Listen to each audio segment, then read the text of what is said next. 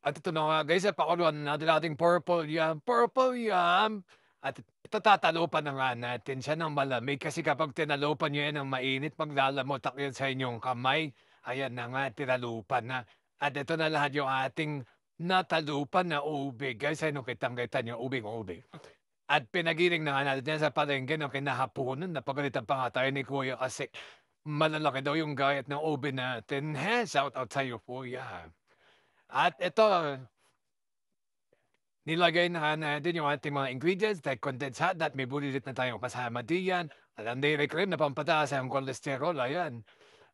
At ito hinalo-halo na nga natin 'yan at pansin niyo may mga buo-buo kaya blinender ko muna na yung ibang buo-buo diyan guys para pinong-pino. Ayan, nung natapos na binalik ko 'yan ulit sa ating pinapalkulo ang ube para pinong-pino at makrema yung ating ube.